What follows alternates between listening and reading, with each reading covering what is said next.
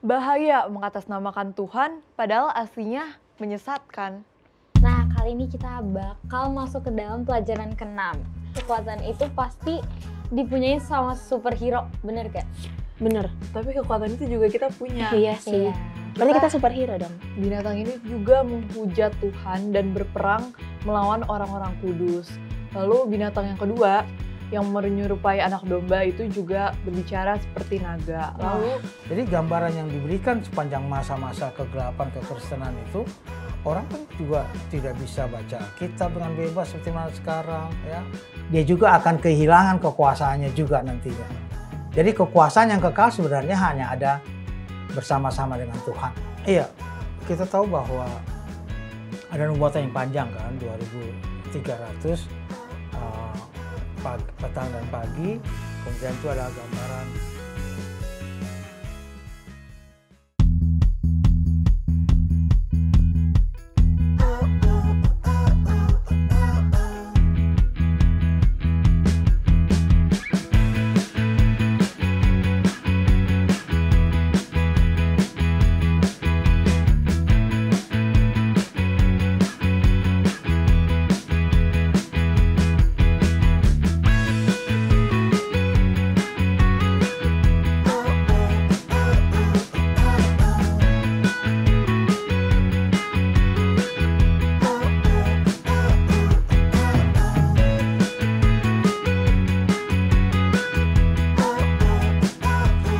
Hai teman-teman, kembali lagi di Cornerstone Connection.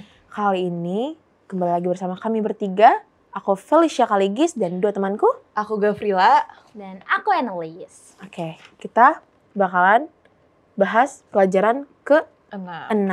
Tapi sebelum itu, bagi teman-teman di rumah yang belum punya buku Cornerstone sama seperti kita, bisa banget untuk hubungi kontak person Hope Channel Indonesia yang ada di bawah ini, atau bisa juga kontak Instagram Hope Channel Indonesia. Oke. Nah, kali ini kita bakal masuk ke dalam pelajaran ke-6. Nah, ada yang tahu gak judulnya apa? Judulnya tuh Judulnya kehilangan kekuatan. kekuatan. Nah, kehilangan kekuatan. Kalau kita tahu kekuatan itu pasti dipunyai sama superhero, bener gak? Bener. Tapi kekuatan itu juga kita punya. Iya sih. Berarti kita superhero dong. Bisa juga. Tapi biasanya ya kehilangan kekuatan kalau aku tuh habis olahraga. Bener. Abis Langsung. ujian juga gak sih? Oh iya. Iya. Oke, terus gimana nih? Langsung aja kali kita masuk ya. Oke, tapi Oke. sebelum itu buat teman-teman yang belum punya buku kayak gini, bisa baca di kitab Wahyu 13 ayat 1 sampai 8, kemudian dilanjut dengan ayat 11 sampai 18. Oke, kita langsung masuk ke dalam ceritanya. Lalu aku melihat seekor binatang keluar dari dalam laut, bertanduk 10 dan berkepala 7. Di atas tanduk-tanduknya terdapat 10 mahkota dan pada kepalanya tertulis nama-nama hujat. Binatang yang kulihat itu serupa dengan macan tutul, dan kakinya seperti kaki beruang dan mulutnya seperti mulut singa. Dan naga itu memberikan kepadanya kekuatannya dan tahtanya dan kekuasaannya yang besar. Maka tampaklah kepadaku satu dari kepala-kepalanya seperti kena luka yang membahayakan hidupnya. Tetapi luka yang membahayakan hidupnya itu sembuh. Seluruh dunia heran, lalu mengikut binatang itu. Dan mereka menyembah naga itu karena ia memberikan kekuasaan kepada binatang itu. Dan mereka menyembah binatang itu sambil berkata, siapakah yang sama seperti binatang ini? Dan siapakah yang dapat berperang melawan dia? Dan kepada binatang itu diberikan mulut yang penuh kesombongan dan hujat. Kepadanya diberikan juga kuasa untuk melakukannya 42 bulan lamanya. Lalu ia membuka mulutnya untuk menghujat Allah, menghujat namanya, dan kediamannya, dan semua mereka yang diam di sorga. Dan ia diperkenankan untuk berperang melawan orang-orang kudus dan untuk mengalahkan mereka. Dan kepadanya diberikan kuasa atas setiap suku dan umat dan bahasa dan bangsa. Dan semua orang yang diam di atas bumi akan menyembahnya, yaitu setiap orang yang namanya tidak tertulis sejak dunia dijadikan di dalam kitab kehidupan dari anak domba yang telah disembelih. Dan aku melihat seekor binatang lain keluar dari dalam bumi dan bertanduk dua sama seperti anak domba, dan ia berbicara seperti seekor naga. Dan seluruh kuasa binatang yang pertama itu dijalankannya di depan matanya. Ia menyebabkan seluruh bumi dan semua penghuninya menyembah binatang pertama yang luka parahnya telah sembuh. Dan ia mengadakan tanda-tanda yang dahsyat. Bahkan ia menurunkan api dari langit ke bumi di depan mata semua orang. Ia menyesatkan mereka yang diam di bumi dengan tanda-tanda yang telah diberikan kepadanya untuk dilakukannya di depan mata binatang itu. Dan ia menyuruh mereka yang diam di bumi supaya mereka mendirikan patung untuk menghormati binatang yang luka oleh pedang, namun yang tetap hidup itu. Dan kepadanya diberikan kuasa untuk memberikan nyawa kepada patung binatang itu, sehingga patung binatang itu berbicara juga dan bertindak begitu rupa, sehingga semua orang yang tidak menyembah patung binatang itu dibunuh. Dan ia menyebabkan sehingga kepada semua orang, kecil atau besar, kaya atau miskin, merdeka atau hamba, diberi tanda pada tangan kanannya atau pada dahinya. Dan tidak seorang pun yang dapat membeli atau menjual selain daripada mereka yang memakai tanda itu, yaitu nama binatang itu atau bilangan namanya. Yang penting di sini ialah hikmat.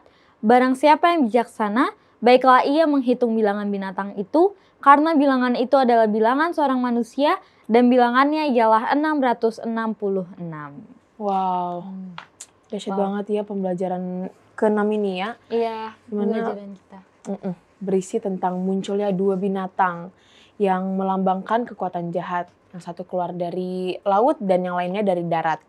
Terus binatang ini yang pertama memiliki 10 tanduk dan 7 kepala, serta menerima kekuatan besar dari seekor naga, sehingga orang-orang yang di dunia mengaguminya dan menyembah binatang itu.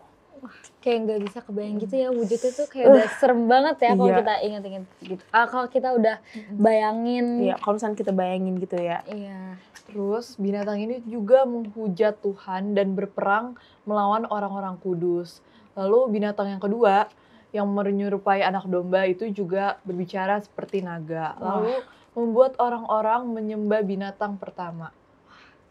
Wow. Nah, tapi kalau dari pemahaman aku juga pelajaran kita kali ini tuh menjelaskan bahwa ia tuh melakukan tanda-tanda ajaib dan memberi kehidupan pada patung binatang tersebut. Wow. Memaksa semua orang yang tidak menyembahnya untuk dibunuh. Jadi ini tuh bersifat paksaan ya dan Iya. ancaman. Serem juga. Lalu semua orang dipaksa menerima tanda binatang ini untuk dapat bertransaksi. Wow. Ini kayak akhir zaman ya. Bener, diceritain tentang akhir zaman ya. Ketika banyak makhluk yang wujudnya tuh udah serem banget lah kalau kita udah bayangin. Bener. Oke. Oke, sekarang kita lanjut dulu ya untuk Ini kan mendengarkan. fakta-fakta nih yang baru. Kita akan mendengarkan Profesor Corner dalam segmen Apakah Kamu Tahu? Apakah kamu tahu? Pada awalnya, gereja berperan penting dalam menyebarkan ajaran Kristen dan menangani perselisihan doktrin. Setelah beberapa pemimpin Kekaisaran Roma menjadi Kristen, Kaisar Roma menjadi sekutu sekuler gereja hingga abad yang ke-8, ketika Kaisar kehilangan kekuasaannya di wilayah barat. Selama abad pertengahan, kekuasaan ini memiliki pengaruh besar di Eropa Barat dan sering berselisih dengan raja-raja, terutama terkait hubungan antara gereja dan negara. Nah, mau tahu lebih banyak sejarah gereja dan negara pada zaman dulu nggak? Ikuti terus tayangan Cornerstone Connection.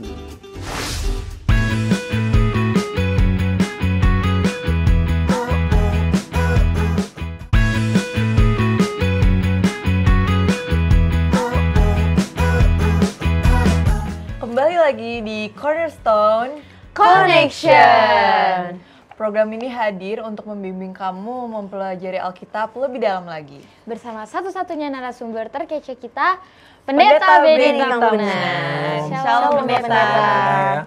Ya, Baik, puji puji Tuhan. Tuhan. Baik, Pendeta. Oke, pelajaran ke-6 kita ini kan judulnya kehilangan kekuatan. Tapi sebelum itu kita akan baca ayat inti kita ini. Ayat inti kita terdapat di 2 Tesalonika 2 ayat 3 dan 4. Janganlah kamu memberi dirimu disesatkan orang dengan cara yang bagaimanapun juga. Sebab sebelum hari itu haruslah datang dahulu murtad dan haruslah dinyatakan dahulu manusia durhaka yang harus binasa. Ayat 4, yaitu lawan yang meninggikan diri di atas segala yang disebut atau yang disembah sebagai Allah. Bahkan ia duduk di bait Allah dan mau menyatakan diri sebagai Allah. Wow. Oke, sekarang kita bakal masuk ke Ke sesi tanya Tanya jawab. Aku dulu ya tanya. Oke, boleh. Pendeta, aku mau tanya. Jadi kita bertiga tuh tadi udah baca pelajaran kehonestan kita pada sahabat ini. Nah, aku mau tanya, di dalam pelajaran ini tuh ada yang dikatakan naga.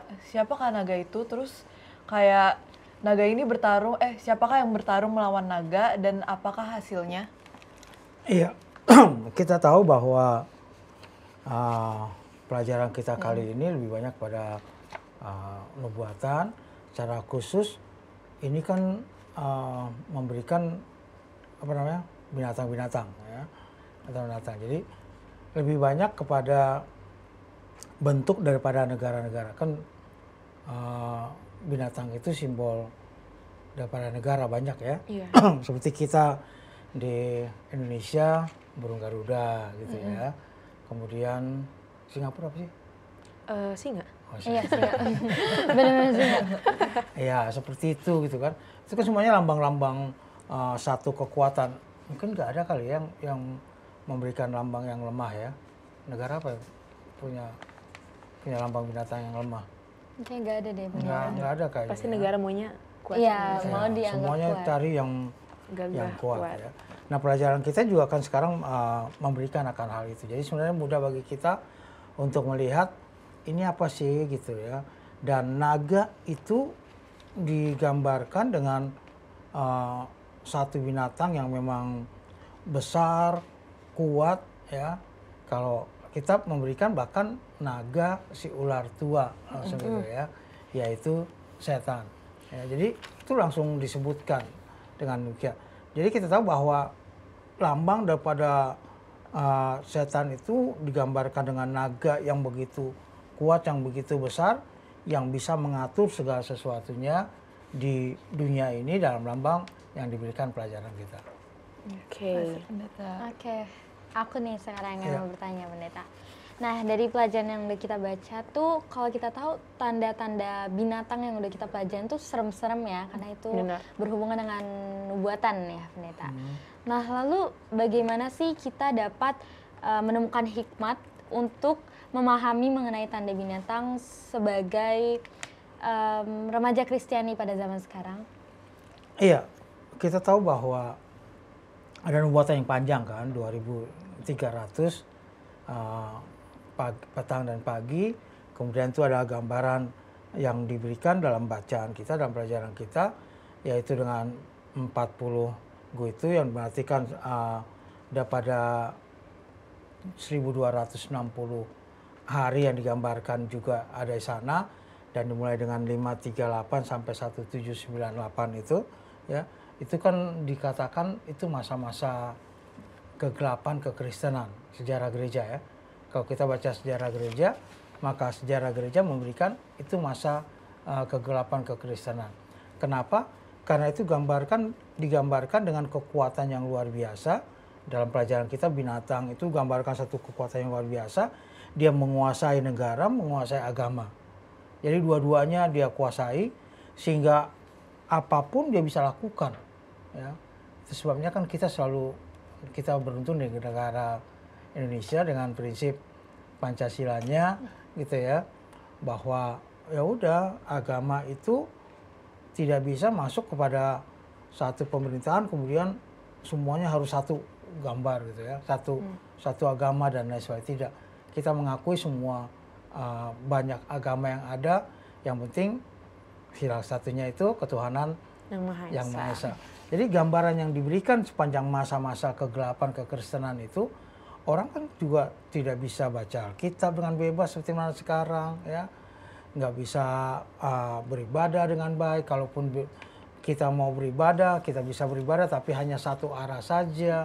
Maksudnya ya apa yang dibilang udah terima aja gitu, tidak bisa disangkal, nggak bisa diapa-apakan ya, sehingga gambaran dalam bacaan kita pada saat ini bahwa binatang yang menguasai 1260 tahun itu atau 1260 hari dan buatan itu, ya, itu kan lama, akhirnya dia putus pada waktu 1798. Nah, pada waktu dia sudah putus 1798, maka orang pikir, aduh sudah nih, negara dunia ini akan aman semuanya. Tapi pelajaran kita juga hari ini mengatakan bahwa binatang itu tanduknya itu tambah lama pelan-pelan gitu ya. Dia mulai sembuh, kemudian dia mulai juga menguasai yang lainnya nantinya. Jadi tidak bisa katakan bahwa wah sudah aman, sudah bisa, maka tidak ada lagi. Ada akan, kalau bahasa kita selalu katakan sejarah akan berulang gitu ya. Sejarah akan berulang. Benar. Jadi gambaran itu membawakan pada satu suatu perubahan nantinya, bahwa orang sama seperti tahun 538 sampai 1798 itu kepada tahun berikutnya daripada nubuatan yang diberikan, maka binatang itu sembuh, kemudian dia mulai menguasai lagi seluruh dunia dan pengaruhnya.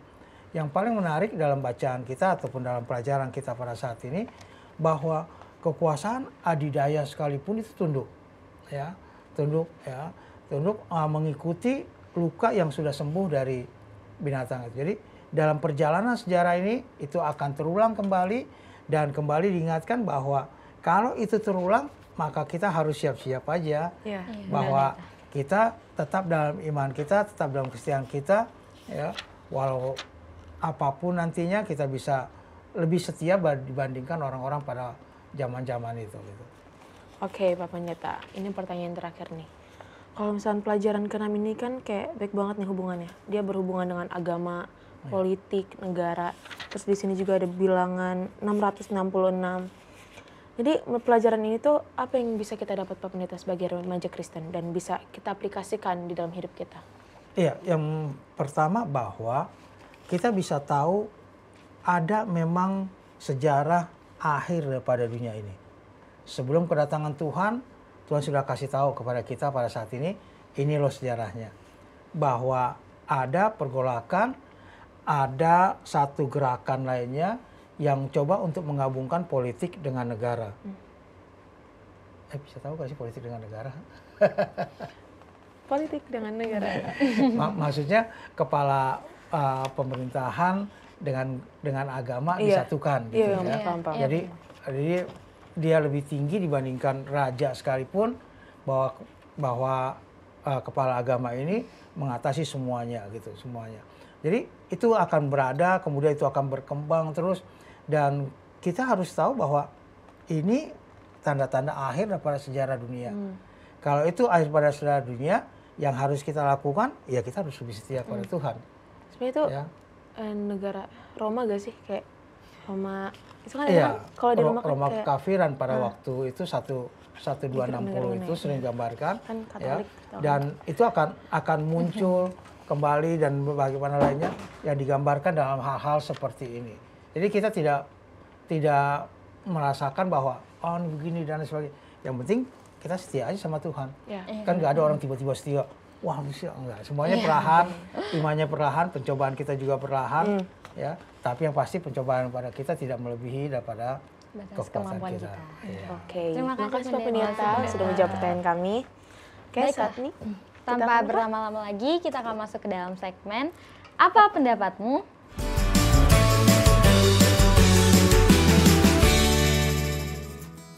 Nama gue Nehemia Riz dari Perguruan Advent 1 Jakarta, kelas 11-3. Nama saya Christopher Samuel. Saya berasal dari Sekolah Perguruan Advent 1 Jakarta dan saya kelas 11. Nama saya William Manalu, saya kelas 11. Saya dari Sekolah Perguruan Advent 1 Jakarta. Nama aku Eldridge, dari asal sekolahnya Perguruan Advent 1 Jakarta, kelas 11. Nama aku Timothy Aurelio, aku kelas 11, aku asalnya dari Perguruan Advent 1 Jakarta.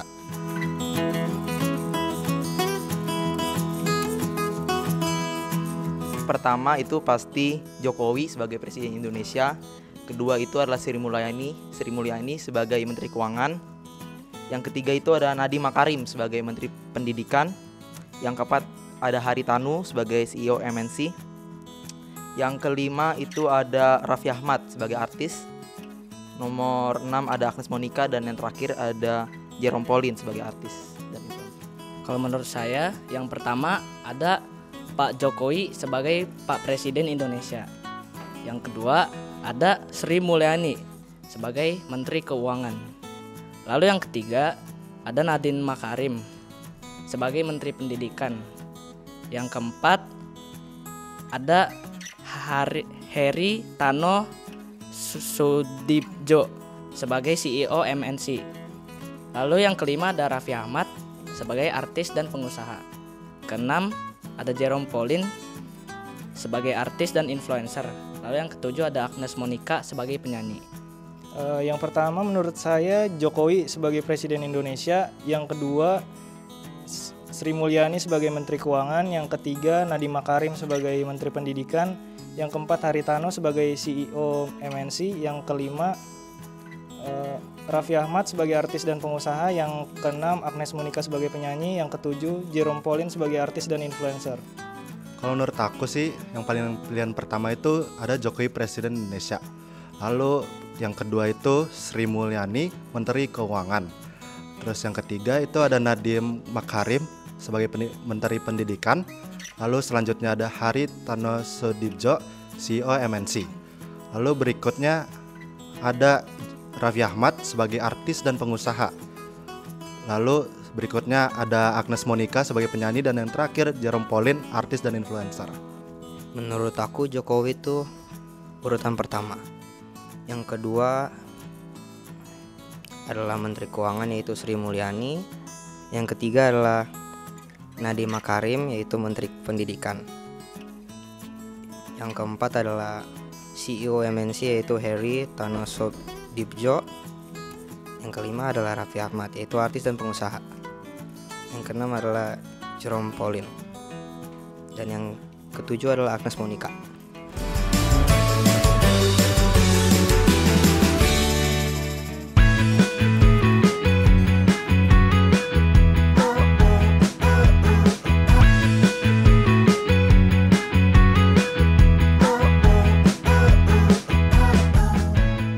Kembali lagi di Cornerstone Connection.